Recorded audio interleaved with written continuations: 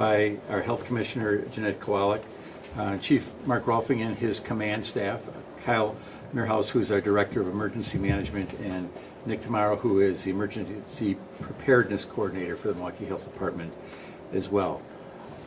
The Milwaukee Health Department, as well as the Milwaukee Fire Department, continue to work diligently with our local, state, and federal partners to prepare for and respond to the COVID-19, also known as the coronavirus, as cases continue to be confirmed throughout the United States.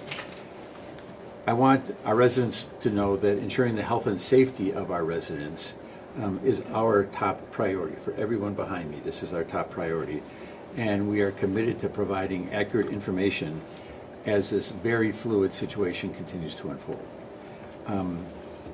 As of today, I think you're all aware that there still have been no cases here in Milwaukee.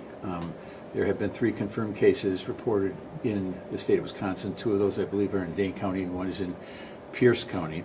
But we are, of course, monitoring this situation as closely as we can. We are monitoring it extremely closely. And as we have said earlier, that while the public risk remains relatively low, this is a rapidly evolving situation. And should that change, of course, we would inform the public. I want to begin with the very basic stuff, and that is we continue to advise people to exercise good hygiene and cleaning practices. For that reason, we should all do our part to keep the spread of the virus to a minimum. We ask our residents to take these simple steps. Wash your hands often with soap and water for at least 20 seconds. If not available, use hand sanitizer with at least 60% of alcohol. Cough into your elbow. Avoid touching your face with your hands. Stay home when you are sick. It's not just about you, it's about coworkers and others that you come into contact with. And clean frequently touched surfaces.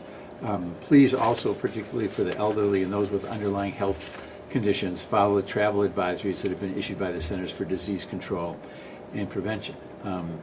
We know that the World Health Organization has now declared this as a pandemic, and we have to be mindful of that. And we have heard the CDC officials talk about the inevitableness of it coming here. We are preparing for that. And the key words for today are preparation and proactive measures. That's where we are right now. That's where we continue to be, in a very, very much a preparedness mode and a proactive mode. Earlier this afternoon, we contacted the governor's staff to inform them that the city of Milwaukee will be making the request for Governor Evers to declare a public health emergency. And let me explain to you what that is and what that is not. This is a preparedness measure. And our reasons for doing so, and the firefighters have been very involved in this, as has been our health commissioner and other health commissioners from southeastern Wisconsin. So please listen carefully to this. It's to open the door for federal resources so that we can ensure our health care and public safety officials will have the personal protective equipment they need to continue to serve the residents of Milwaukee.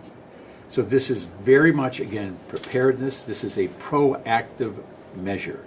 And we are doing so to ensure our public health officials and public safety officials have the equipment that they need. There are federal stockpiles of equipment.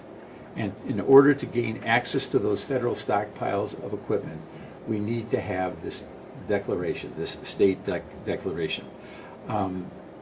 We feel that our firefighters and our first responders have what they need now. But again, in the hopeful, never happening situation where there is a massive demand, we want to make sure that we are prepared to meet that. And the health commissioner and perhaps the fire officials can talk about that as well. We are also being very proactive in ramping up our lab's capacity. We will be ready to increase testing as soon as more kits are available. Our lab is ready. We will test multiple batches a day and run a 24-hour, 7-day-a-week operation. To me, testing is very, very important. When I look around the globe, when I look at other parts of the country, in particular, where testing has not been done, there have been problems. Where testing has been done, there seems to be a better response to this. So I am going to continue to be as proactive as we can be here to try to get more testing capacity. Again, in the state of Wisconsin, there are two official, I wouldn't say official, two governmental testing sites. One is Madison and the state Department of Health, and here it's our Department of Health as well. I know that there are now some private testing operations in place, but in terms of the public ones, it is Madison and here. I believe we need a lot more testing capacity. And again, it is my hope that we never use that testing capacity, but we want to have that.